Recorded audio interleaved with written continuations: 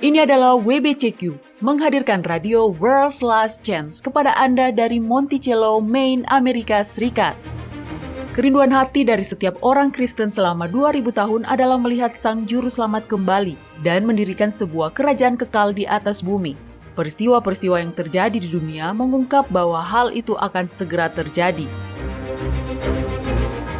Tetaplah bersama kami untuk belajar cara Anda dapat bersiap secara rohani menghadapi peristiwa-peristiwa akhir zaman. Radio WLC mempersiapkan orang untuk hidup dalam kerajaan Yahwa di bumi yang akan ditegakkan saat Kristus kembali. Kitab suci penuh dengan para Mesias. Dan yang saya maksud bukanlah Mesias-Mesias palsu. Yang saya maksud adalah Mesias-Mesias sejati. Dan, halo para pendengar, saya Mario Nugraha. Dan saya Doni Alexander. Para pendengar, Anda sedang mendengarkan Radio WLC. Kami punya sebuah program menarik yang sudah kami siapkan untuk Anda hari ini. Tapi Doni, saya pikir kita perlu menyampaikan dasarnya terlebih dahulu agar para pendengar dapat mengerti bahwa apa yang akan kita katakan ini adalah benar-benar Alkitabiah. Doni, secara singkat, apa yang dapat Anda ceritakan kepada kami tentang doktrin ketuhanan Tritunggal? Iya, doktrin ketuhanan Tritunggal, atau biasa disebut Trinitas, secara luas dipandang sebagai dasar kepercayaan Kristen. Tapi Trinitas tidak Alkitabiah. Faktanya, ketuhanan tiga dalam satu tidak menjadi bagian dari ortodoksi Kristen hingga sebelum abad ke-4. Wow, itu 300 tahun setelah Kristus. Ya, begitulah. Dan para teolog Kristen mengetahui hal ini. Bahkan Katolik Roma sendiri mengakui hal ini. Nah ini, di sini saya punya kutipan dari New Catholic Encyclopedia yang saya ingin Anda bacakan, Mario. Ini dari edisi tahun 1967, volume 16, halaman 295.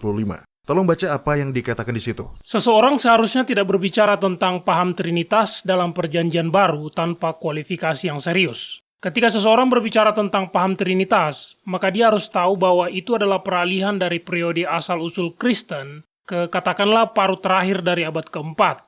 Baru setelah abad keempat inilah sesuatu yang dikenal sebagai dogma definitif Trinitas, satu Tuhan dalam tiga pribadi, menjadi berasimilasi sepenuhnya ke dalam kehidupan dan pemikiran Kristen. Oke, terima kasih Mario. Versi modern dari Trinitas, sebagaimana yang diyakini oleh banyak orang pada zaman sekarang, adalah sepenuhnya merupakan paham penyembah berhala. Doktrin Trinitas ini sebenarnya diambil hampir secara keseluruhan dari seorang filsuf Yunani yang menyembah berhala yaitu Plato. Baik, sebelum kita masuk ke topik hari ini, satu hal yang perlu diklarifikasi adalah bahwa Anda tidak dapat menemukan doktrin Trinitas dalam kitab suci. Doktrin Tritunggal ini tidak ada di dalam Alkitab. Nah, banyak orang akan menunjuk kitab 1 Yohanes pasal 5 ayat 7 dan 8 sebagai buktinya. Tetapi ayat-ayat itu tidak membuktikan apa-apa, karena ayat-ayat tersebut barulah ditambahkan sekitar 1000 tahun kemudian. Oke, tunggu dulu Mario. Saya baca dulu dengan cepat supaya para pendengar kita tahu ayat mana yang sedang kita bicarakan. Tentu, silakan Doni. Kitab 1 Yohanes pasal 5 ayat 7 dan 8 mengatakan, sebab ada tiga yang memberi kesaksian di dalam sorga, Bapa, Firman, dan Roh Kudus, dan ketiganya adalah satu. Dan ada tiga yang memberi kesaksian di bumi, roh dan air dan darah, dan ketiganya adalah satu. Iya, sekilas nampak bahwa di sini Yohanes mengajarkan ketuhanan Tritunggal, tapi sebenarnya tidak. Seorang sarjana perjanjian baru bernama Bart Ehrman menjelaskan bahwa doktrin Trinitas tidak dapat ditemukan secara eksplisit dinyatakan dalam tulisan-tulisan Kristen paling awal. Satu-satunya bagian dari perjanjian baru yang menyatakan doktrin ini, yaitu kitab 1 Yohanes pasal 5 ayat 7 dan 8, pada awalnya bukan bagian dari teks suci, tetapi barulah ditambahkan secara cerdik oleh ahli-ahli kitab. Ayat-ayat itu tidak ditemukan dalam manuskrip Yunani manapun sampai abad ke-11. Itu 1000 tahun kemudian, para pendengar. Benar. 1000 tahun setelah Kristus, beberapa biarawan Katolik memutuskan bahwa mereka membutuhkan bukti Alkitab untuk doktrin mereka. Jadi mereka pun menuliskannya. Oke, Mario dan para pendengar, kita tidak akan berpanjang lebar untuk mendiskusikan hal ini sekarang. Kita telah banyak membahasnya dalam artikel-artikel dan video-video di situs web kita, serta melalui siaran radio sebelumnya. Jika Anda melewatkannya, kami mendorong Anda untuk membaca, menonton, mendengarkan, dan mempelajarinya sendiri. Untuk saat ini, ketahuilah bahwa doktrin Trinitas tidak Alkitabiah. Ya, lebih jauh, pembelajaran pada kitab suci dengan seksama mengungkapkan bahwa kepercayaan bahwa Yahusua memiliki praeksistensi adalah ekstrapolasi dari doktrin Trinitas yang telah diterapkan pada kitab suci. Hal ini sebenarnya tidak dapat dibuktikan dari Alkitab itu sendiri. Yahusua tidak diciptakan, tetapi dia juga tidak ilahi dan dia tidak ada sebelum kelahirannya. Dia adalah manusia seutuhnya. anak tunggal Yahwa. Jadi dengan pemahaman dasar ini, Doni, tolong ceritakan mengenai Mesias-Mesias yang ada di dalam kitab suci. Mereka berjumlah banyak, dan Kristus hanyalah salah satu darinya, ya kan? Ya, tapi tunggu sebentar. Jangan sampai melenceng. Ya, ada banyak Mesias yang tercatat di dalam Alkitab, tetapi Yahusua bukan hanya salah satu dari mereka. Yahusua adalah satu-satunya anak Yahwa, tapi dia adalah sepenuhnya manusia yang dilahirkan dari seorang perempuan perawan. Sekali lagi, secara harfiah, Yahusua adalah anak Yahwa yang telah lahir dari seorang perawan. Oke, cukup jelas. Saya sebenarnya mendorong sejauh itu untuk melihat seberapa jauh Anda akan melangkah, Doni. Ya. Nah, menurut saya, gagasan yang menyatakan bahwa ada banyak Mesias dalam Alkitab terdengar, ya, saya tidak tahu bagaimana dengan Anda, tapi bagi saya itu terdengar seperti menghujat. Anda mengerti maksud saya, Doni? Ya, saya mengerti. Saya pikir itu karena setiap kali kita berbicara tentang Sang Mesias, nah, apa Anda melihat tambahan penekanan yang saya berikan? Sang Mesias. Jadi kita tidak hanya menyebut dia sebagai Mesias, kita selalu menyebutnya dengan sebuah tambahan kata Sang Mesias, seperti sebuah gelar. Jadi, jika itu adalah satu-satunya cara kata tersebut digunakan, yang Anda ketahui, maka mudah untuk menyimpulkan bahwa itu adalah sebuah gelar yang hanya berlaku untuk Sang Juru Selamat. Oke, jadi mengapa ada banyak Mesias di dalam Alkitab? Apakah ini seperti yang tertulis dalam kitab 1 Korintus pasal 8 ayat 5 dan 6? Sebab sungguh pun ada apa yang disebut Allah, baik di sorga maupun di bumi, dan memang benar ada banyak Allah dan banyak Tuhan yang demikian. Namun bagi kita hanya ada satu Allah saja, yaitu Bapa. Jadi apakah ada banyak Mesias palsu, tetapi bagi kita hanya ada satu, yaitu Yahusua? Bukan seperti itu, Mario. Maksud saya, tentu ada yang disebut Mesias-Mesias palsu. Tapi sudah pasti bahwa ada Mesias sejati selain dari Yahusua. Kata yang diterjemahkan ke dalam bahasa Indonesia sebagai Mesias berasal dari kata Ibrani, Masia, yang berasal dari kata masak, yang berarti dilumuri dengan minyak. Jadi, seorang Mesias, seorang Masia, adalah siapa saja yang telah diurapi. Terjemahan literal dari Masia adalah yang diurapi. Siapapun yang secara khusus dikuduskan kepada Yahwa, yang diurapi adalah seorang Masia, seorang Mesias. Jadi Imam Besar Harun dan anak-anaknya, mereka secara teknis adalah Mesias. Iya, karena mereka telah diurapi. Mari kita lihat beberapa kegunaan lain dari kata ini. Tolong buka kitab Imamat pasal 4 dan bacakan ayat 3 untuk kita. Ini adalah penggunaan pertama kata Masia. Maka, jikalau yang berbuat dosa itu imam yang diurapi, Masia. sehingga bangsanya turut bersalah, haruslah dia mempersembahkan kepada Yahwa karena dosa yang telah diperbuatnya itu, seekor lembu jantan muda yang tidak bercela sebagai korban penghapus dosa. Sekarang buka kitab 1 Samuel, pasal 2, ayat 10. Ini dari doa Hana ketika dia bersuka cita karena Yahwa telah menjawab doanya dan memberinya seorang anak laki-laki yang diberi nama Samuel. Yahwa mengadili bumi sampai ke ujung-ujungnya. Dia memberi kekuatan kepada raja yang diangkatnya dan meninggikan tanduk kekuatan orang yang diurapinya. Sekarang buka kitab 1 Samuel pasal 24. Ini adalah penggunaan kata Mesias yang sangat menarik dan cukup mencerahkan. Ayat berapa, Doni? Mulai dari ayat 2, Mario. Baiklah, mari kita lihat. Di sini dikatakan, ketika Saul pulang sesudah memburu orang Filistin itu, diberitahukanlah kepadanya, demikian, ketahuilah, Daud ada di padang gurun En-Gedi. Kemudian Saul mengambil 3.000 orang yang terpilih dari seluruh orang Israel, lalu pergi mencari Daud dan orang-orangnya di gunung batu kambing hutan. Dia sampai ke kandang-kandang domba di tepi jalan. Di sana ada gua dan Saul masuk ke dalamnya untuk membuang hajat. Tetapi Daud dan orang-orangnya duduk di bagian belakang gua itu. Lalu berkatalah orang-orangnya kepada Daud, telah tiba hari yang dikatakan Yahwa kepadamu. Sesungguhnya aku menyerahkan musuhmu ke dalam tanganmu, maka perbuatlah kepadanya apa yang kau pandang baik. Maka Daud bangun lalu memotong punca jubah Saul dengan diam-diam. Kemudian berdebar-debarlah hati Daud, karena dia telah memotong punca jubah Saul. Lalu berkatalah dia kepada orang-orangnya, dijauhkan Yahwalah kiranya daripadaku untuk melakukan hal yang demikian kepada tuanku, kepada orang yang diurapi Yahwa, yakni menjamah dia, sebab dialah orang yang diurapi Yahwa. Daud merasa bersalah di sini karena untuk menegaskan bahwa dia tidak mencoba membunuh Saul, dia telah mendekat dengan merayap dan mengambil sepotong jubah Saul. Dan kenapa dia merasa bersalah? Karena Saul adalah orang yang diurapi Yahwa. Dia adalah Mesias Yahwa. Daud sangat menghormati Mesias Yahwa.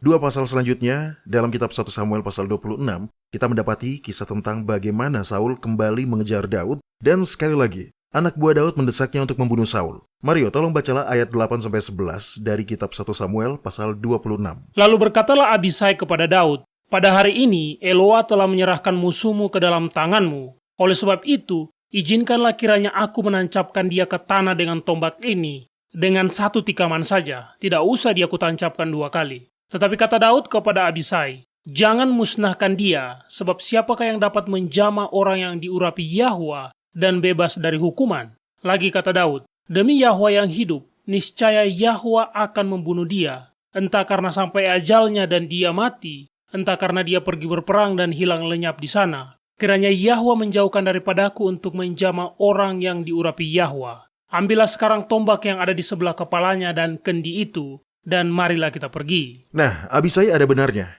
Anda harus mengakuinya. Hidup mereka akan jauh lebih mudah jika Saul mati. Tetapi Daud sangat menghormati jabatan orang yang diurapi Yahwa, Mesiasnya. Sehingga dia rela menyerahkan nasib Saul kepada Yahwa. Apakah nanti Saul mati karena faktor umur? Atau apakah dia akan binasa dalam pertempuran? Atau Yahwa yang akan menyingkirkannya? Tapi apapun itu, Daud tidak akan membunuhnya. Benar, dan saya ingat ketika Saul tewas dengan pedangnya dalam sebuah pertempuran terakhirnya. Dia sebenarnya mencoba bunuh diri, tetapi tindakannya itu tidak benar-benar membunuhnya. Saul pun meminta seorang pemuda untuk menghabisinya, dan kemudian pemuda itu datang menghadap dan memberitahu hal tersebut kepada Daud. Mendengar berita itu, Daud merasa ngeri. Tunggu, saya buka dulu ayatnya.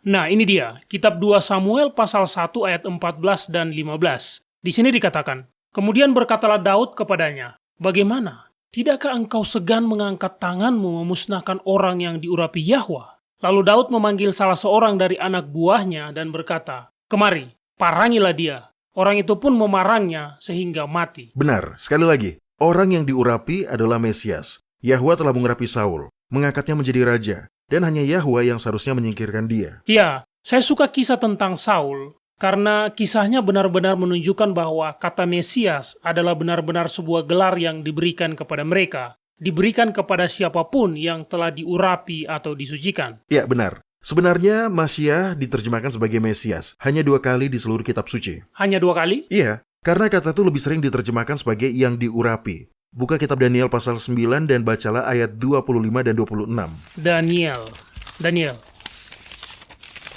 Oke. "Maka ketahuilah dan pahamilah, dari saat firman itu keluar, yakni bahwa Yerusalem akan dipulihkan dan dibangun kembali, sampai pada kedatangan seorang Mesias, seorang raja, ada 7 kali 7 masa, dan 62 kali 7 masa lamanya kota itu akan dibangun kembali dengan tanah lapang dan paritnya, tetapi di tengah-tengah kesulitan. Sesudah ke-62 kali 7 masa itu akan disingkirkan seorang Mesias, padahal tidak ada salahnya apa-apa. Maka datanglah rakyat seorang raja memusnahkan kota dan tempat kudus itu, tetapi raja itu akan menemui ajalnya dalam air bah, dan sampai pada akhir zaman akan ada peperangan dan pemusnahan, seperti yang telah ditetapkan." Kedua ayat ini adalah satu-satunya tempat di mana kata Mesias muncul dalam kitab suci. Oke, lantas bagaimana dengan kitab-kitab dalam Perjanjian Baru, Doni? Nah, kitab-kitab Perjanjian Baru ditulis dalam bahasa Yunani. Padanan kata Yunani untuk Mesias adalah Kristos, yang juga berarti diurapi. Ini digunakan 569 kali dalam kitab-kitab Perjanjian Baru, dan di sanalah kita mendapatkan kata Kristus. Beginilah cara orang Israel memahami Mesias, seseorang yang diurapi atau dikuduskan untuk Yahwa, yang dikhususkan untuk pekerjaan khusus. Sekarang, satu kata yang menyebabkan kebingungan adalah kata ilahi. Apakah Yahuswa ilahi? Tidak. Anda yakin? Ya, dia bukan Tuhan. Dia adalah manusia.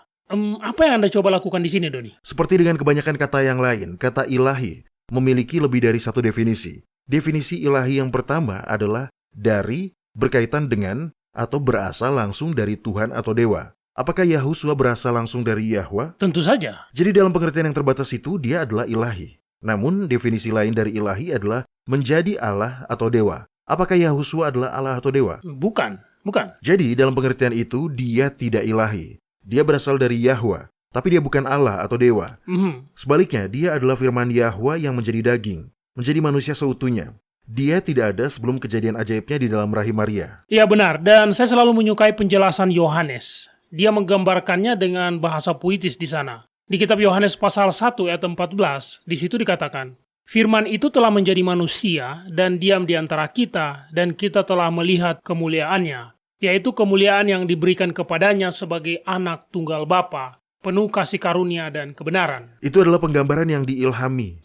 Gagasan tentang Yahusua yang berasal dan keluar dari Yahweh juga muncul di tempat lain dalam kitab suci. Oke, tolong buka kitab Yohanes pasal 8, Mario. Di situ, Yahusua sedang mengajar di bait suci dan orang-orang Farisi seperti biasa mengganggu waktunya dan bahkan benar-benar mengejeknya karena terlahir sebagai anak haram. Baca ayat 41 dan 42. Kamu mengerjakan pekerjaan bapamu sendiri. Jawab mereka, kami tidak dilahirkan dari zina. Bapa kami satu, yaitu Allah. Kata Yahusua kepada mereka, jikalau Allah adalah Bapamu, kamu akan mengasihi aku, sebab aku keluar dan datang dari Allah. Dan aku datang bukan atas kehendakku sendiri, melainkan dialah yang mengutus aku. Yahusua bukanlah Allah atau dewa. Dia sepenuhnya manusia. Tetapi dia datang dan keluar dari Yahweh. Dia adalah keturunan Daud yang telah dijanjikan itu.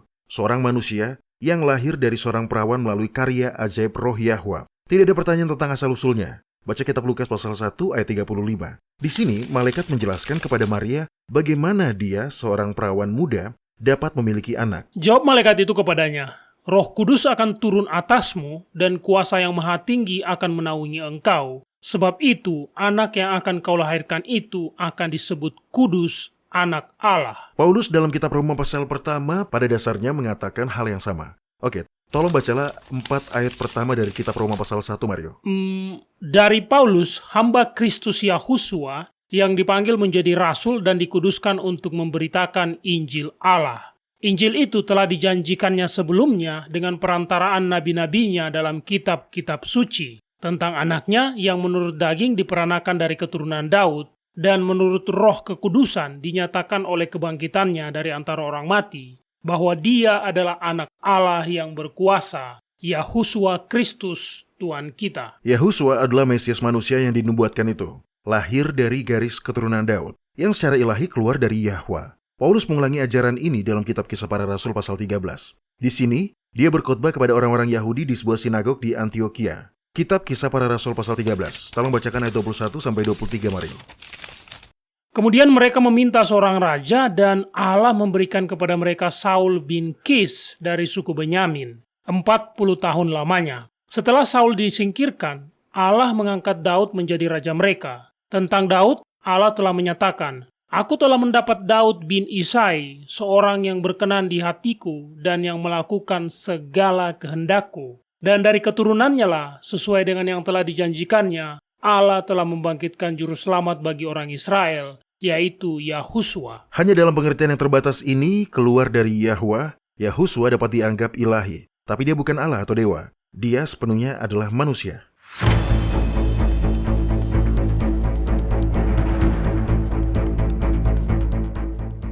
Anda mendengarkan radio World's Last Chance di WBCQ yang mengudara pada gelombang 31 meter di frekuensi 9330 kHz. Radio World's Last Chance mempersiapkan orang untuk menyambut Sang Juru Selamat yang segera kembali.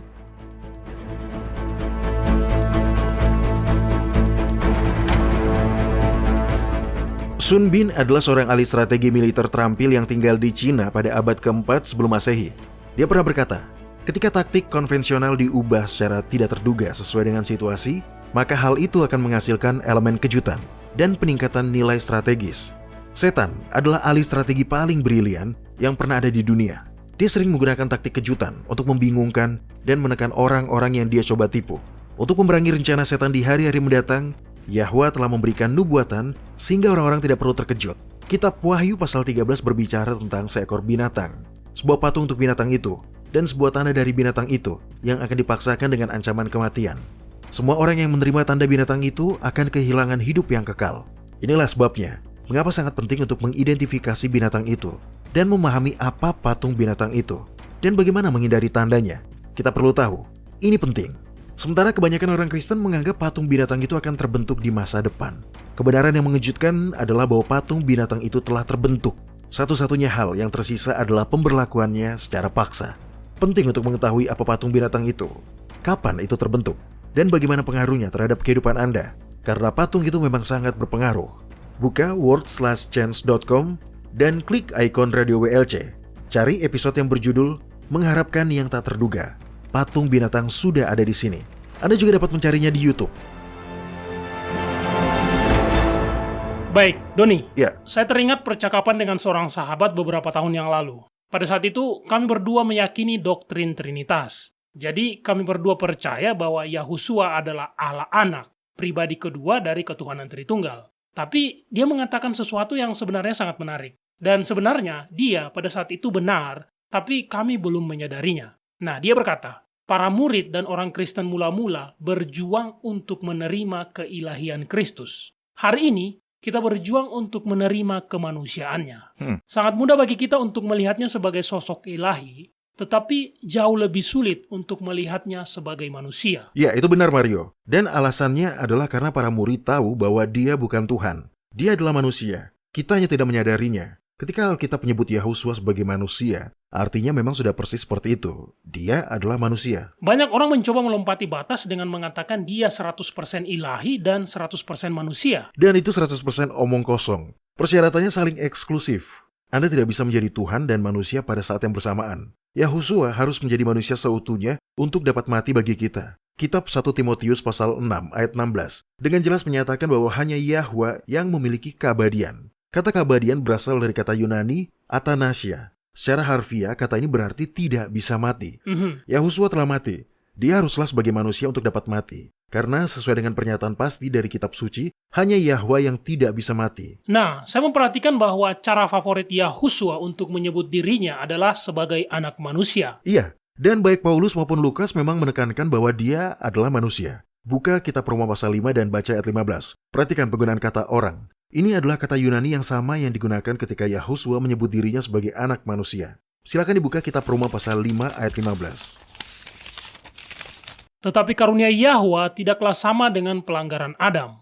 Sebab jika karena pelanggaran satu orang, semua orang telah jatuh di dalam kuasa maut, jauh lebih besar lagi kasih karunia Yahwa dan karunia-Nya yang dilimpahkannya atas semua orang karena satu orang, yaitu Yahusua Kristus. Kata yang di sini dan di tempat lain, yang diterjemahkan sebagai orang berasal dari kata Yunani, andropos. Secara harfiah berarti manusia, tanpa menentukan jenis kelaminnya. Oh ya?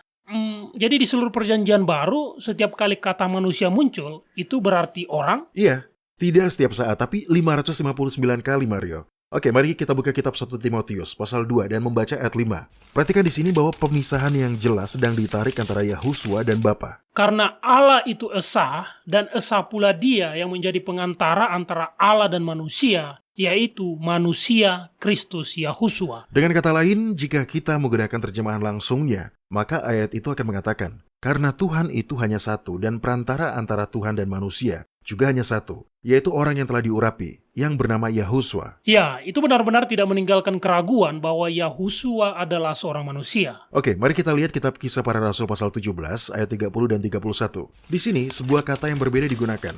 Di sini bukan kata manusia yang digunakan, tetapi secara harfiah berarti seorang atau satu manusia. Oke, tolong bacakan Mario. Dengan tidak memandang lagi zaman kebodohan, maka sekarang Allah memberitakan kepada manusia bahwa di mana-mana semua mereka harus bertobat, karena Dia telah menetapkan suatu hari pada waktu mana Dia dengan adil akan menghakimi dunia oleh seorang yang telah ditentukannya, sesudah Dia memberikan kepada semua orang suatu bukti tentang hal itu dengan membangkitkan Dia dari antara orang mati. Oke, sekarang kembali ke kitab Kisah Para Rasul pasal 2 ayat 22. Ini adalah khotbah Petrus pada hari Pentakosta, dan dia menggambarkan pribadi dan karya Sang Mesias.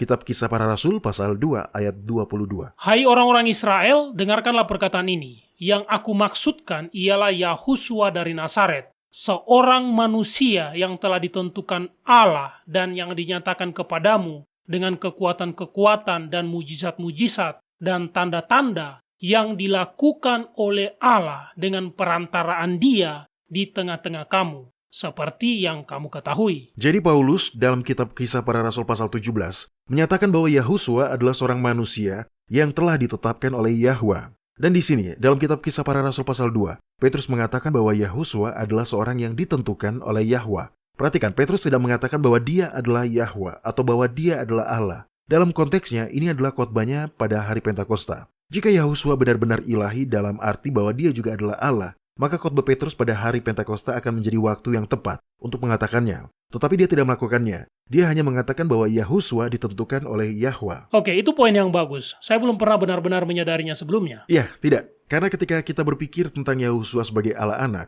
maka kita tidak akan memperhatikan nuansa makna ini karena kita memaksakan paradigma kita sendiri pada Alkitab. Tetapi bukan itu yang dikatakan kitab suci. Dan sudah waktunya kita berhenti memaksakan makna pada kitab suci dan membacanya secara apa adanya, sesuai dengan apa yang tertulis. Ya, benar. Anda mengatakannya dengan sangat baik, Mario. Nah, sekarang banyak orang menyadari bahwa kitab suci membedakan antara Bapa dan Sang Anak. Mereka akan mengakui bahwa mereka adalah makhluk yang terpisah, tetapi satu dalam tujuan. Mereka berpegang teguh pada gagasan bahwa Yahuswa masih ilahi, dalam artian sebagai Allah, dan meyakini bahwa dia telah ada sebelumnya di surga, sebelum kelahirannya di Bethlehem. Oke, saya selalu diajari bahwa Yahuswa lah yang melakukan pekerjaan penciptaan yang sebenarnya. Ya, saya juga. Tetapi keyakinan seperti itu tidak dapat ditemukan dalam kitab suci. Alkitab berulang kali menyatakan bahwa Yahwa adalah satu. Sudah dinyatakan bahwa Yahwa adalah pencipta dan satu-satunya Tuhan yang benar. Yahuswa juga mengulangi ajaran itu. Faktanya, Yahuswa mengutip ayat di dalam kitab Perjanjian Lama untuk membuktikan pendapatnya bahwa hanya ada satu Tuhan, dan itu adalah Yahwa. Mari kita baca, Mario, kitab Markus pasal 12 ayat 28-31. Baiklah, lalu seorang ahli Taurat yang mendengar Yahuswa dan orang-orang Saduki bersoal jawab dan tahu bahwa Yahuswa memberi jawab yang tepat kepada orang-orang itu, datang kepadanya dan bertanya, "Hukum manakah yang paling utama?" Jawab Yahuswa, "Hukum yang terutama ialah, dengarlah hai orang Israel, Yahwa Eloah kita, Yahwa itu esa. Kasihilah Yahwa Elohmu dengan segenap hatimu, dan dengan segenap jiwamu, dan dengan segenap akal budimu, dan dengan segenap kekuatanmu.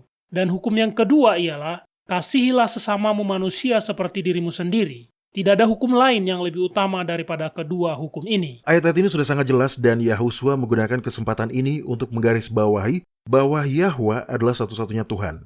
Dia bisa saja memasukkan dirinya sendiri, tetapi dia tidak melakukannya, karena Yahuswa bukan Tuhan. Ada sebuah ayat dalam kitab Yesaya.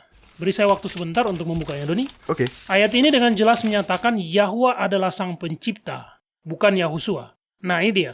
Kitab Yesaya pasal 44 ayat 24. Di sini dikatakan, "Beginilah firman Yahwa, juru selamatmu, yang membentuk engkau sejak dari kandungan. Akulah Yahwa yang menjadikan segala sesuatu, yang seorang diri membentangkan langit, yang menghamparkan bumi dengan diriku sendiri." Itu adalah sebuah ayat yang sangat bagus. Ayat ini secara eksplisit menyatakan bahwa Yahwa tidak hanya sebagai pencipta kita, tetapi dia juga adalah juru selamat kita, dengan menyediakan Yahuswa untuk mati bagi kita. Kebenaran ini sudah diungkap dengan sangat jelas di sini. Namun, sayangnya, karena kebanyakan orang Kristen menyangkal kebenaran ini, maka mayoritas orang Yahudi dan Muslim pun menolak Injil. Mereka tahu bahwa hanya ada satu Tuhan yang menjadi pencipta dan mereka sangat berhak menolak doktrin sesat ketuhanan Tritunggal. Bagaimanapun cara Anda memutarnya atau mengatakan bahwa mereka bersatu dalam tujuan, tapi bukan itu yang Alkitab katakan. Alkitab mengatakan Yahwa itu satu. Dialah satu-satunya Tuhan. Dia satu-satunya sang pencipta. Bukan tiga dalam satu. Dia hanya satu. Sungguh menyedihkan bahwa kesalahan doktrin Trinitas telah sungguh menghancurkan kemampuan orang Kristen untuk memenangkan orang Yahudi dan Muslim bagi kebenaran. Mereka adalah monoteis sejati dan mereka dapat melihat bahwa orang Kristen pada kenyataannya tidak demikian. Jadi mereka menolak kebenaran yang menghidupkan yang ada di dalam Yahuswa, dan mereka tidak dapat memahami Injil tentang kasih karunia dan belas kasihan Yahwa. Itu sangat menyedihkan. Ya, begitulah. Tetapi terpujilah Yahwa karena dia telah memulihkan kebenaran ini kepada dunia Kristen. Dan semoga sekarang kita sudah dapat menyajikan kebenaran dengan cara yang dapat diterima oleh saudara-saudara kita dari kalangan Yahudi dan Muslim. Ya, itu akan luar biasa. Oke, mari kita gunakan waktu yang tersisa untuk melihat beberapa ayat Alkitab spesifik yang digunakan oleh para penganut Trinitas untuk mencoba dan membuktikan bahwa Yahwa dan Yahuswa adalah satu. Bagaimanapun cara mereka mendefinisikannya. Baik yang meyakini bahwa Trinitas, tiga dalam satu adalah kepercayaan dasar, atau yang meyakini bahwa Yahwa dan Yahuswa adalah satu dan merupakan pribadi yang sama. Jika Yahwa itu satu, lalu bagaimana Anda menafsirkan ayat-ayat berikut? Kedengarannya bagus, Mario. Anda mulai dari ayat mana, Mario? Kitab Yohanes pasal 10 ayat 27-36 mengatakan, "Domba-dombaku mendengarkan suaraku, dan aku mengenal mereka, dan mereka mengikut aku, dan aku memberikan hidup yang kekal kepada mereka, dan mereka pasti tidak akan binasa sampai selama-lamanya, dan seorang pun tidak akan merebut mereka dari tanganku. Bapakku yang memberikan mereka kepadaku lebih besar daripada siapapun, dan seorang pun tidak dapat merebut mereka dari tangan Bapa. Aku dan Bapa adalah satu. Sekali lagi orang-orang Yahudi mengambil batu untuk melempari Yahusua. Kata Yahusua kepada mereka, banyak pekerjaan baik yang berasal dari Bapakku yang kuperlihatkan kepadamu. Pekerjaan manakah di antaranya yang menyebabkan kamu mau melempari aku? Jawab orang-orang Yahudi itu, bukan karena suatu pekerjaan baik maka kami mau melempari engkau, melainkan karena engkau menghujat Allah dan karena engkau, sekalipun hanya seorang manusia saja, menyamakan dirimu dengan Allah. Kata Yahusua kepada mereka, masihkah kamu berkata kepada Dia yang dikuduskan oleh Bapa dan yang telah diutusnya ke dalam dunia,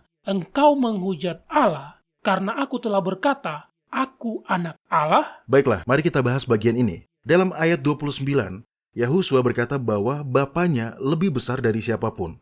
Pernyataan ini sejalan dengan kitab Yohanes pasal 14 ayat 28, di mana Yahusua berkata, Bapa lebih besar daripada aku. Yahusua mengatakan bahwa Bapa lebih besar daripada dia. Yahusua tidak mengklaim kesetaraan. Dia mengatakan Bapa lebih besar dari dia. Ya, mereka yang mengajarkan bahwa Yahusua dan Bapanya secara harfiah adalah makhluk yang sama, harus menafsirkan bagian ini dengan mengartikan bahwa Yahwa lebih besar dari dirinya sendiri. Dan itu tidak masuk akal. Ya, tentu tidak masuk akal. Yahusua dengan tegas menempatkan dirinya di bawah Bapa. Nah, di dalam ayat 33 dan 36, orang-orang Yahudi menuduh Yahusua menjadikan dirinya Tuhan, atau mengaku sebagai Tuhan. Yahusua segera membantah hal ini dengan mengatakan bahwa Bapanya telah mengutus dia ke dunia dan mengulangi bahwa dia mengaku sebagai anak Tuhan, dan bukan mengaku sebagai Tuhan itu sendiri. Tolong baca lagi ayat 36, Mario. Masihkah kamu berkata kepada Dia yang dikuduskan oleh Bapa dan yang telah diutusnya ke dalam dunia, engkau menghujat Allah karena aku telah berkata, aku anak Allah? Menarik. Iya, dia tidak mengklaim kesetaraan dengan Yahwa di dalam pernyataan ini, ya kan? Ya. Nah, lalu bagaimana dengan kitab Yohanes pasal 17?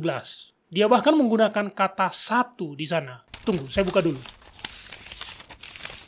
Nah, ini dia. Di ayat 11 dikatakan, dan aku tidak lagi di dalam dunia, tetapi mereka masih ada di dalam dunia, dan aku datang kepadamu, ya Bapa yang kudus, peliharalah mereka dalam namamu, yaitu namamu yang telah engkau berikan kepadaku, supaya mereka menjadi satu sama seperti kita. Kemudian ayat 22 dan 23 mengatakan, dan aku telah memberikan kepada mereka kemuliaan yang engkau berikan kepadaku, supaya mereka menjadi satu sama seperti kita adalah satu. Aku di dalam mereka, dan engkau di dalam aku, supaya mereka sempurna menjadi satu, agar dunia tahu bahwa engkau yang telah mengutus aku, dan bahwa engkau mengasihi mereka sama seperti engkau mengasihi aku. Nah, bagaimana Anda akan menjelaskan ayat-ayat ini? Sekali lagi, Yahusua tidak mengklaim sebagai Tuhan di sini. Sebaliknya, dia berdoa agar murid-muridnya menjadi satu, sama seperti dia dan Bapa adalah satu. Apakah dia berdoa agar kita semua menjadi satu makhluk literal, seperti yang diajarkan teologi keesaan?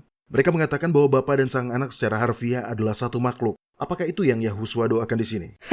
Bukan. Ya, tentu saja bukan. Dia berdoa agar kita semua menjadi satu pikiran, satu jiwa, satu tujuan, bekerja dengan dia dan Bapa untuk menyelamatkan jiwa-jiwa. Baik Paulus maupun Petrus mengatakan hal yang sama. Kitab Roma pasal 15 ayat 5 dan 6 mengatakan, semoga Allah yang adalah sumber ketekunan dan penghiburan mengaruniakan kerukunan kepada kamu, sesuai dengan kehendak Kristus Yahusua, sehingga dengan satu hati dan satu suara kamu memuliakan Allah dan Bapa Tuhan kita, Yahusua Kristus. Ini adalah kesatuan yang Yahusua doakan. Ini sebenarnya adalah tema favorit dalam tulisan-tulisan Paulus. Mari kita lihat beberapa ayat lagi. Apa yang dikatakan di kitab 2 Korintus pasal 13 ayat 11. Akhirnya, saudara-saudaraku, bersukacitalah. Usahakanlah dirimu supaya sempurna. Terimalah segala nasihatku. Sehati sefikirlah kamu, dan hiduplah dalam damai sejahtera. Maka Allah, sumber kasih dan damai sejahtera akan menyertai kamu. Kitab Filipi pasal 1 ayat 27. Hendaklah hidupmu berpadanan dengan Injil Kristus, supaya apabila aku datang, aku melihat, dan apabila aku tidak datang, aku mendengar, bahwa kamu teguh berdiri dalam satu roh, dan sehati sejiwa berjuang untuk iman yang timbul dari berita Injil. Dan pasal 2 ayat 22. Karena itu sempurnakanlah sukacitaku dengan ini. Hendaklah kamu sehati sepikir dalam satu kasih, satu jiwa, satu tujuan. Dan akhirnya apa yang Petrus katakan? Tolong buka kitab 1 Petrus pasal 3 ayat 8. Oke, tunggu sebentar. Dan akhirnya, hendaklah kamu semua seia sekata, seperasaan, mengasihi saudara-saudara, penyayang, dan rendah hati. Oke, jadi saya bisa melihat bagaimana ini semua mengacu pada persatuan tujuan. Tetapi bagaimana dengan kitab Yohanes pasal 17 ayat 5? Dia mengatakan, Oleh sebab itu, ya Bapa, permuliakanlah aku padamu sendiri dengan kemuliaan yang kumiliki di hadiratmu sebelum dunia ada. Bagaimana bisa ayat ini tidak mengacu pada praeksistensi? Ayat ini secara harfiah mengatakan, saya memiliki kemuliaan di hadapanmu sebelum dunia ada. Saya bisa mengerti mengapa ayat ini ditafsirkan seperti itu. Tetapi bukan itu yang dia katakan. Yahusua mengacu pada kemuliaan yang Yahwa telah tetapkan sebelumnya untuknya sebelum dunia diciptakan, sebelum dia dilahirkan. Anda terlihat skeptis? Baiklah. Tunjukkan buktinya, Doni. Oke, buka kitab 1 Petrus pasal 1. Petrus di sini mengungkapkan konsep yang sama tentang prapengetahuan Yahwa yang menetapkan bahwa sesuatu akan terjadi. Silakan baca ayat 18-21 dari kitab 1 Petrus pasal 1, Mario. Sebab kamu tahu bahwa kamu telah ditebus dari cara hidupmu yang sia-sia yang kamu warisi dari nenek moyangmu. Itu bukan dengan barang yang fana, bukan pula dengan perak atau emas, melainkan dengan darah yang mahal, yaitu darah Kristus yang sama seperti darah anak domba yang tak bernoda dan tak bercacat. Dia telah dipilih sebelum dunia dijadikan, tetapi karena kamu baru menyatakan dirinya pada akhir zaman. Oleh dialah kamu percaya kepada Yahwa yang telah membangkitkan dia dari antara orang mati dan yang telah memuliakannya, sehingga imanmu dan pengharapanmu tertuju kepada Yahwa. Ide prapenetapan ini dikomunikasikan secara teratur di seluruh kitab-kitab Perjanjian Baru. Rencana keselamatan Yahwa telah ditetapkan sebelum dunia dijadikan, tetapi tidak dinyatakan sampai kelahiran, kematian, dan kebangkitan anaknya. Baiklah, jadi itu juga yang dikatakan dalam kitab Yohanes pasal 1 ayat 1. Pada mulanya adalah firman, dan firman itu bersama-sama dengan Allah, dan firman itu adalah Allah. Ya, tepat. Yahusua, firman, adalah pemikiran Yahwa yang telah ditetapkan sebelumnya sebelum dunia diciptakan dan dihadirkan secara nyata di dalam rahim Maria. Mungkin bagian paling jelas yang mengungkapkan pemikiran ini adalah kitab Efesus pasal 1 ayat 3-5. Tolong bukan dan bacakan untuk kita, Mario. Terpujilah Allah dan Bapa Tuhan kita Yahusua Kristus yang dalam Kristus telah mengaruniakan kepada kita segala berkat rohani di dalam sorga. Sebab di dalam Dia Allah telah memilih kita sebelum dunia dijadikan, supaya kita kudus dan tak bercacat di hadapannya. Dalam kasih, Dia telah menentukan kita dari semula oleh Yahusua Kristus untuk menjadi anak-anaknya, sesuai dengan kerelaan kehendaknya. Ada begitu banyak ayat di seluruh Perjanjian Baru yang mendukung penafsiran ini. Lihatlah kitab 2 Timotius pasal 1 ayat 8-10. Tolong bacakan, Mario. Jadi janganlah malu bersaksi tentang Tuhan kita, melainkan ikutlah menderita bagi Injilnya oleh kekuatan Allah. Dialah yang menyelamatkan kita dan memanggil kita dengan panggilan kudus, bukan berdasarkan perbuatan kita, melainkan berdasarkan maksud dan kasih karunia-Nya sendiri, yang telah dikaruniakan kepada kita dalam Kristus Yahusua sebelum permulaan zaman, dan yang sekarang dinyatakan oleh kedatangan Juru Selamat kita, Yahusua Kristus, yang oleh Injil telah mematahkan kuasa maut dan mendatangkan hidup yang tidak dapat binasa. Paulus dalam kitab Titus pasal 1 ayat 2 mengatakan bahwa dia memiliki pengharapan akan hidup yang kekal, yang sebelum permulaan zaman sudah dijanjikan oleh Yahwa yang tidak berdusta. Kekuatan dan pengetahuan Yahwa yang tak terbataslah, yang memampukan dia untuk melihat keadaan darurat dosa dan merencanakan terlebih dahulu sebuah jalan keluar. Itulah satu-satunya praeksistensi yang dimiliki Yahusua. Ini adalah praeksistensi yang sama yang Anda dan saya miliki di dalam pikiran dan hati Yahwa.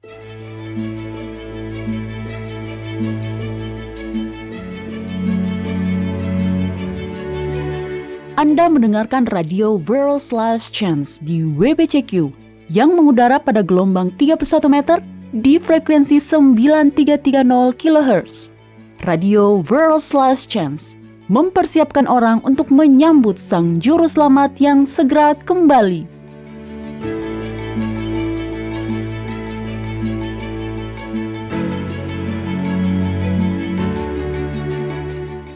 Penipuan setan yang paling efektif adalah penipuan yang dilakukan dengan cara menjalin kebenaran dengan kesalahan.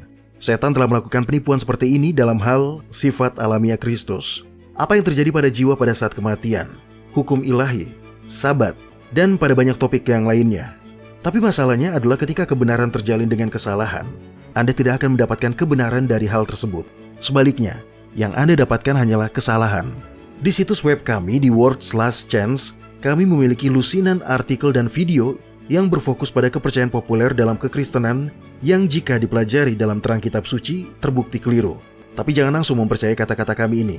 Marilah, pertimbangkan buktinya, lalu pelajarilah sendiri. Surga sedang mencurahkan kebenaran rohani pada hari-hari terakhir ini. sangat penting untuk mengetahui kebenaran dan dapat membagikan kebenaran itu kepada orang lain. Kitab Yakobus pasal 1 ayat 5 mengatakan, "Tetapi apabila di antara kamu ada yang kekurangan hikmat, hendaklah ia memintakannya kepada Yahwa, yang memberikan kepada semua orang dengan murah hati dan dengan tidak membangkit-bangkit, maka hal itu akan diberikan kepadanya." Anda tidak perlu seorang pendeta, imam, rabi, atau pastor untuk menentukan apa yang benar bagi Anda. Belajarlah untuk diri Anda sendiri dan biarkan Yahwa menjadi guru Anda. Dia tahu keyakinan Anda, dia tahu masa lalu Anda, dan dia akan memimpin Anda ke dalam semua kebenaran. Kunjungi kami di worldslastchance.com dan mulailah belajar hari ini.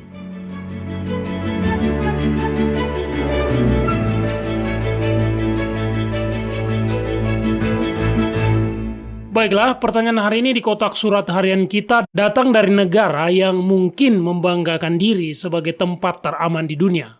Antartika? Saya akan senang pergi ke tempat yang di sana tidak terdapat banyak orang. Sebenarnya, negara ini adalah sebuah negara yang terpadat kedua di dunia, Doni. Tetapi memiliki kota dengan nama Sani Singapura yang terkenal karena penduduknya tidak memasang kunci di rumah-rumah mereka. Faktanya, tindakan kriminal terakhir yang tercatat di kota mereka terjadi hampir 400 tahun yang lalu. Wow, itu mengesankan. Ya, banyak orang berpikir bahwa kondisi mereka, di mana mereka sama-sama rentan karena tidak memiliki kunci rumah, telah menciptakan sebuah lingkungan bertetangga yang saling mempercayai, sehingga membuat tempat itu begitu aman untuk ditinggali. Bisakah Anda menebak di mana tempat itu, Doni? Negara terpadat kedua, India. Ya, itu dia. Anda benar. Nah, Naven dari Akola menulis, "Salam saudara-saudara terkasih, semoga Yahwa memberkati pekerjaan Anda. Apakah dapat diterima jika seorang Kristen menolak perawatan medis? Atau jika perawatan medis ditolak dan itu dipastikan akan mengakibatkan kematian, apakah itu sama dengan bunuh diri?" Ya, ini sungguh sebuah pertanyaan yang menarik. Benar, ini adalah sebuah pertanyaan yang muncul sepanjang waktu di bidang etika Kristen dan ada banyak perdebatan tentang apakah dan kapan jika sekali-kali boleh bagi seorang Kristen untuk menolak intervensi medis. Jadi, bagaimana pendapat Anda, Doni? Ya, saya tidak berpikir ini adalah pertanyaan yang dapat dijawab dengan pasti dengan jawaban iya atau tidak. Situasi individu harus selalu diperhitungkan. Saya pikir kita semua akan setuju bahwa hidup itu sangat berharga. Hidup adalah sebuah anugerah. Dan karena itu, ada situasi tertentu di mana kualitas hidup versus kuantitas hari harus diperhitungkan. Oke, tapi bukankah kita memiliki tanggung jawab untuk melakukan apapun yang kita bisa untuk memperpanjang hidup kita selama mungkin? Anda tidak berpikir bahwa menolak perawatan medis yang akan memperpanjang hidup Anda? Saya tidak yakin. Apakah itu sama saja dengan bunuh diri? Tidak. Dan bahkan jika saya melakukannya, bunuh diri bukanlah dosa yang tak terampuni. Menolak Roh Kudus sampai tidak dapat lagi merasakan dorongannya adalah dosa yang tidak dapat diampuni. Bukan bunuh diri. Anda ingat kitab Ibrani pasal 11? Benar. Pasal iman. Jika Alkitab memiliki Hall of Fame yang dipenuhi oleh para pejuang iman, maka itu pasti adalah kitab Ibrani pasal 11. Ya, tepat. Kitab Ibrani pasal 11 ayat 32 mengatakan, "Dan apakah lagi yang harus aku sebut? Sebab aku akan kekurangan waktu. Apabila aku hendak menceritakan tentang Gideon, Barak, Simson, Yefta, Daud, dan Samuel, dan para nabi." Nama siapa yang ingin Anda rujuk, Mario? Oh, Simson. Dia bunuh diri saat dia menarik kedua tiang penyangga gedung, ya kan? Iya benar, itulah yang dia lakukan. Tapi dia masih terdaftar dalam pasal iman, Hall of Fame Alkitab, sebagai pejuang yang perkasa bagi Yahwa. Ayah saya meninggal beberapa tahun yang lalu karena kanker. Ketika dia didiagnosis, itu mengejutkan. Tentu saja. Tetapi dia memiliki pertanyaan yang agak belak-belakan untuk ditanyakan kepada dokter. Dia bertanya kepadanya, "Apakah metode pengobatan yang Anda sarankan ini akan memberi saya 4-6 tahun lagi? Atau apakah kita berbicara 4-6 bulan lagi? Jika peluang saya bagus bahwa saya mungkin mendapatkan beberapa tahun lagi untuk hidup, maka saya akan dengan senang hati melakukan metode itu. Tetapi jika hanya beberapa bulan, saya lebih suka memiliki kualitas hidup yang lebih tinggi dalam waktu yang tersisa." Itu masuk akal. Sebenarnya tidak ada jawaban benar atau salah di sini. Setiap orang harus memutuskan sendiri apa tindakan yang tepat dalam situasinya secara pribadi. Dengan semua kemajuan yang telah dibuat dalam ilmu kedokteran, orang-orang sudah dapat hidup lebih lama dari generasi sebelumnya. Peningkatan pengetahuan ini dalam banyak hal adalah berkat. Tetapi itu tidak berarti bahwa Anda entah bagaimana berkewajiban untuk mengambil tindakan luar biasa untuk memperpanjang hidup dalam situasi apapun. Seorang Kristen memiliki hak untuk mati dengan bermartabat dan tentu saja dapat memilih untuk melakukannya tanpa melanggar prinsip-prinsip Alkitab. Yang perlu kita lakukan adalah memberikan dukungan yang penuh kasih, perhatian, doa, dan tidak menghakimi atau mencari kesalahan dengan keputusan apapun yang dia buat. Oke, saya pikir terkadang jawaban yang sulit dan cepat adalah jawaban yang diinginkan orang. Ya, tentu. Ini memungkinkan Anda untuk tidak memikirkannya sendiri. Tetapi setiap situasi berbeda. Jika Anda tidak tahu tindakan yang tepat, berdoa, kumpulkan informasi, dan majulah terus. Hanya itu yang bisa kita lakukan. Oke, itu saran yang bagus untuk situasi apapun. Baiklah, kita masih punya waktu untuk satu pertanyaan lagi. Vanessa dari The Land Down Under. Tanah di mana segala sesuatu ingin membunuh Anda. Bahkan jika itu terlihat lucu dan menyenangkan dan tidak bisa benar-benar membunuh Anda, namun tetap saja ingin membunuh Anda. Jadi, Anda sudah pernah ke Australia sebelumnya, Doni? Iya, Australia adalah sebuah negara yang indah tetapi butuh keberanian khusus untuk tinggal di sana ketika segala sesuatu mulai dari hewan, burung, dan serangga ingin melenyapkan Anda. Nah, Vanessa mencari saran. Dia berkata, saya ingin membantu anak-anak saya belajar menghafal kitab suci. Usia mereka berkisar dari 5 hingga 12 tahun. Apakah Anda punya saran tentang cara termudah untuk menghafal dan mengingat ayat-ayat kitab suci? Sungguh, itu sebuah hal yang indah untuk dilakukan. Saya khawatir saya tidak diajarkan banyak ayat hafalan sebagai seorang anak, dan saya selalu menyesali karena ayat-ayat yang saya pelajari, saya masih ingat. Sungguh itu adalah hadiah yang luar biasa untuk diberikan kepada anak-anaknya. Iya, ada beberapa cara yang dapat membantu seseorang dari segala usia untuk menghafal kitab suci. Mungkin cara termudahnya adalah mempelajari dalam bentuk lagu. Oh, itu benar. Kitab Mazmur sebenarnya adalah lagu-lagu yang dinyanyikan orang Israel, ya kan? Iya, dan ada alasan mengapa ayat-ayat dijadikan musik. Dan itu karena ini adalah cara termudah untuk tidak hanya mempelajarinya, tetapi juga menyimpannya dalam ingatan Anda. Carilah di toko buku Kristen lokal Anda, jika toko seperti itu ada di daerah Anda, atau carilah di internet, atau cukup lakukan ayat-ayat yang sudah Anda ketahui. Menyanyikan janji-janji firman adalah cara tercepat dan termudah untuk mempelajari kitab suci. Untuk seseorang yang lebih tua yang telah belajar membaca, salah satu cara untuk membantu mempelajari ayat hafalan adalah dengan menulis huruf pertama dari setiap kata pada selembar kertas kecil. Huruf pertama dari setiap baris ditulis berdekatan sebagai sebuah kata. Anda dapat mempelajari seluruh pasal dengan cara ini. Saya kurang mengerti. Apa maksud Anda, Doni? Oke, mari kita gunakan kitab Yohanes pasal 3 ayat 16 sebagai contoh. Ini mungkin ayat yang paling terkenal di dalam Alkitab. Karena begitu besar kasih Yahwa akan dunia ini, sehingga Dia telah mengaruniakan anaknya yang tunggal, supaya setiap orang yang percaya kepadanya tidak binasa, melainkan beroleh hidup yang kekal. Ya, bagus Mario. Jadi, tulis huruf pertama dari setiap kata seolah-olah itu adalah sebuah kata. Baris pertama adalah, karena begitu besar kasih Yahwa akan dunia ini. KBBKYADI. Itulah kata pertama yang Anda tulis. Baris berikutnya adalah sambungan dari ayatnya sehingga Dia telah mengaruniakan anaknya yang tunggal. SDTMAYT. Baris berikutnya supaya setiap orang yang percaya kepadanya tidak binasa. SSOYPKTB. Begitu seterusnya Mario.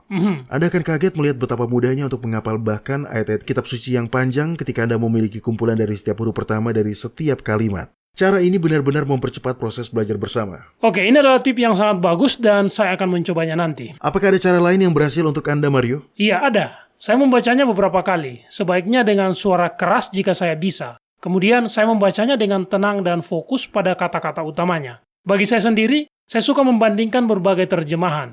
Untuk pendalaman Alkitab, saya memiliki versi yang saya sukai. Tetapi untuk menghafal, saya tidak keberatan membandingkan versi yang berbeda dan mencari versi yang paling jelas dan ringkas yang mengkomunikasikan pemikiran tersebut. Misalnya, ambil contoh kitab Amsal pasal 18 ayat 13. Dikatakan, lihat, saya sudah menghafalnya. Di situ tertulis, jikalau seseorang memberi jawab sebelum mendengar, itulah kebodohan dan kecelaannya. Versi lain mengatakan hal yang sama tetapi lebih ringkas, di mana dikatakan, menjawab sebelum mendengar adalah perbuatan yang bodoh dan tercela. Lihat, betapa mudahnya memilih kata-kata utama. Menjawab, mendengar, bodoh, tercela. Saya fokus pada kata-kata utama ini, membaca sekilas kata-kata kecil, dan begitu saya memahaminya, kata-kata kecil itu dengan mudah terisi. Menjawab sebelum mendengar adalah perbuatan yang bodoh dan tercela. Itu cara yang bagus dan ringkas untuk belajar. Iya, dan itu berhasil pada saya. Ini mungkin bukan cara yang disukai oleh beberapa orang, tapi menurut saya yang paling penting adalah membuat konsep ini tertanam dalam pikiran dan hati Anda. Karena Anda akan rugi jika Anda menjadi tertekan karena berharap harus mengingat semuanya dengan susunan yang sempurna, sehingga Anda pun akhirnya berhenti mencoba menghafalnya. Jadi, jangan biarkan kondisi seperti itu menghentikan Anda. Jauh lebih penting untuk mengingat sedikit daripada tidak mencobanya sama sekali, hanya karena Anda tidak dapat mengingat dengan tepat semua kata demi kata. Lihat saja cara Petrus mengutip ayat-ayat dalam kitab Perjanjian Lama dalam surat-suratnya. Beberapa kali dia terlihat jelas menambahkan sedikit kata-katanya sendiri. Tapi, Dia mendapatkan ide utamanya, dan itulah yang terpenting. Setiap usaha yang kita lakukan untuk menghafal kitab suci akan diberkati Yahwa. Kitab Mazmur pasal 119 ayat 11 mengatakan, "Dalam hatiku aku menyimpan janjimu, supaya aku jangan berdosa terhadap engkau." Ketika kita telah mengerahkan upaya untuk mempelajari dan menghafal ayat-ayat kitab suci, maka Yahwa tidak hanya akan memberkati usaha kita, tetapi Roh Kudus dapat membawa ke dalam pikiran kita kata-kata yang kita butuhkan saat kita sangat membutuhkannya. Iya, saya pernah mengalami pengalaman seperti itu sebelumnya. Secara nyata, kita akan sangat dikuatkan saat hal tersebut terjadi. Baiklah, itu saja pertanyaan yang bisa kita bahas pada hari ini. Teruslah mengirim komentar, pertanyaan, bahkan topik yang akan Anda bahas para pendengar. Kami senang mendengar dari para pendengar kami. Cukup buka worldslastchance.com dan klik hubungi kami. Anda juga dapat melihat segmen tanya jawab di situs web kami. Ada banyak informasi bagus juga di sana. Anda menyukai apa yang Anda dengar? Kunjungi situs kami di worldslastchance.com untuk mendengarkan episode-episode lain dari program radio kami. Radio World's Last Chance mempersiapkan orang untuk menyambut Sang Juru Selamat yang segera kembali.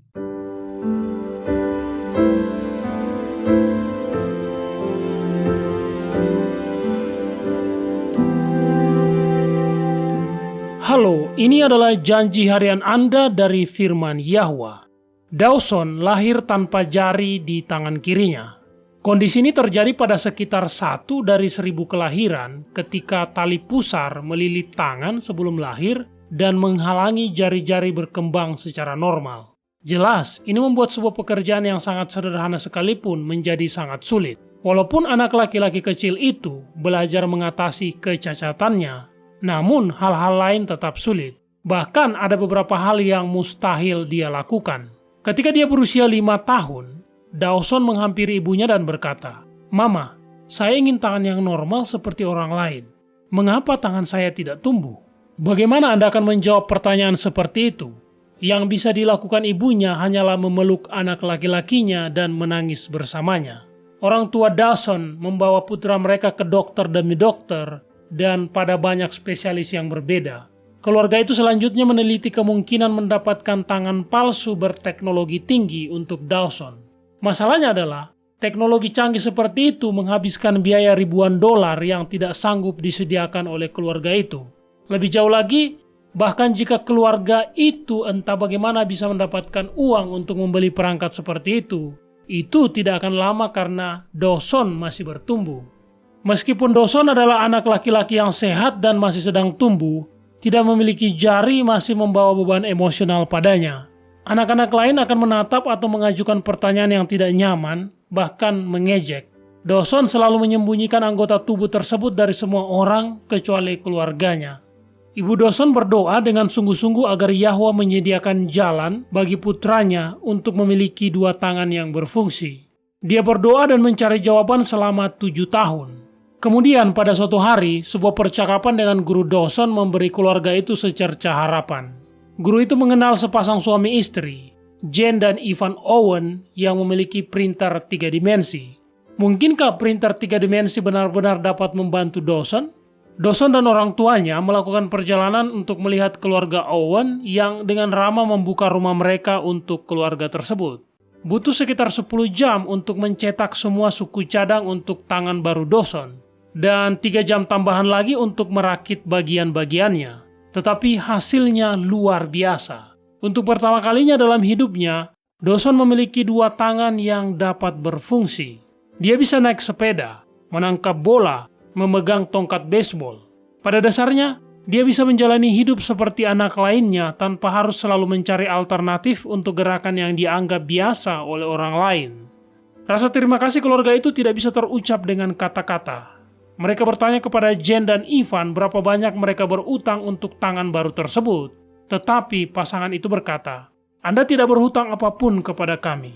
Sebaliknya, keluarga Owen menyarankan agar mereka mengunjungi situs web mereka, enablingthefuture.org, dan memberikan sumbangan sehingga anak-anak lain yang lahir tanpa tangan dari seluruh dunia dapat diberi kesempatan untuk hidup normal juga. Ibu Dawson berkata, "Saya percaya Tuhan mengilhami para penemu pencetakan 3 dimensi. Dawson hanyalah salah satu dari jutaan orang yang berpotensi hidupnya akan ditingkatkan secara drastis oleh tangan buatan ini. Tuhan tidak hanya menjawab doa kami untuk menyediakan 2 tangan lengkap untuk Dawson, tetapi Dia juga memberi Dawson kesempatan untuk membuat dampak besar dengan membuat tangan buatan untuk anak-anak di negara lain. Butuh bertahun-tahun dalam doa yang sungguh-sungguh dan penelitian yang rajin yang dilakukan oleh keluarga ini. Tetapi hari ini, Dawson memiliki 2 tangan yang dapat berfungsi dan menjalani kehidupan secara normal. Para pendengar, Kitab Mazmur pasal 66 mengatakan, "Marilah, dengarlah, hai kamu sekalian yang takut akan Yahwa. Aku hendak menceritakan apa yang dilakukannya terhadap diriku. Kepadanya aku telah berseru dengan mulutku. Kini dengan lidahku aku menyanyikan pujian. Sesungguhnya Yahwa telah mendengar. Dia telah memperhatikan doa yang kuucapkan. Terpujilah Yahwa yang tidak menolak doaku dan tidak menjauhkan kasih setianya daripadaku." Jadi, jika Anda memiliki masalah dan Anda tidak menemukan solusinya, jika Anda memiliki pertanyaan tetapi Anda tidak mendapat jawaban, datanglah pada Yahwa. Kepada kita telah diberikan janji-janji yang besar dan berharga, majulah dan mulailah mengaminkannya.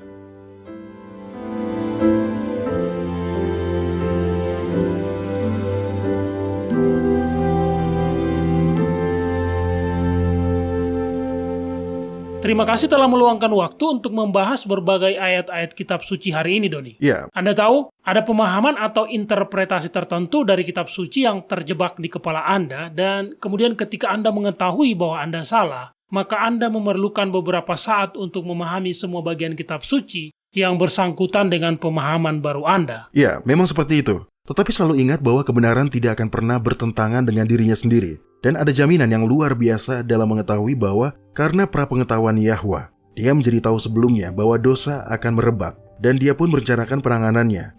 Dari sejak dunia belum dijadikan, sudah ada dalam rencananya untuk melahirkan Yahusua pada waktu yang tepat dan di tempat yang tepat untuk menebus umat manusia. Dia tidak merencanakan dosa sebelumnya, tetapi Dia memang merencanakan keadaan darurat jika itu terjadi. Oke, itu masuk akal. Ini mengingatkan saya pada deskripsi Yahusua dalam kitab Wahyu pasal 13 ayat 8. Dia digambarkan di sana sebagai anak domba yang telah disembelih sebelum dunia dijadikan. Ya, tepat Mario. Dan jaminan itu adalah untuk kita semua. Tidak ada hal dalam hidup Anda yang dapat terjadi. Tidak ada masalah yang terlalu membingungkan. Tidak ada bencana yang terlalu besar. Tidak ada malapetaka yang terlalu berbahaya yang belum direncanakan penanganannya oleh Yahwa. Dia sudah mengendalikan semuanya.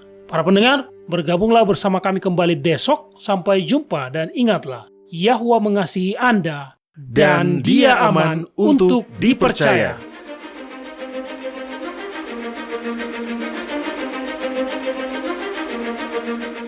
Anda baru saja mendengarkan radio WLC.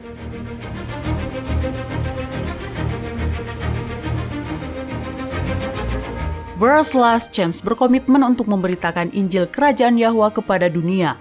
Nubuatan dan peristiwa-peristiwa terbaru mengindikasikan bahwa Sang Juru Selamat sudah akan kembali dalam waktu yang tidak lama lagi. Orang-orang kudus kemudian akan diberikan hidup yang kekal dan kerajaan Yahwa akan ditegakkan di sini, di bumi ini.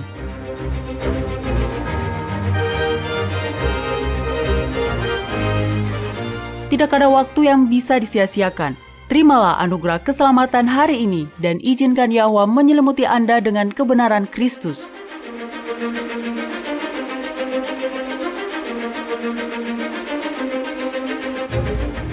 Program ini serta episode radio WLC yang lain tersedia di worldslastchance.com. Klik ikon radio WLC di bagian kanan atas beranda.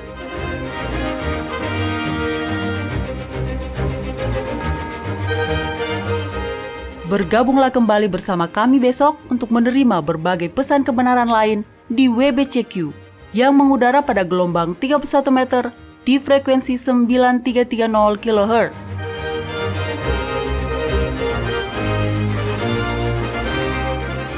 Radio WLC mempersiapkan orang untuk hidup dalam kerajaan Yahwa di bumi yang akan ditegakkan saat Kristus kembali tidak lama lagi.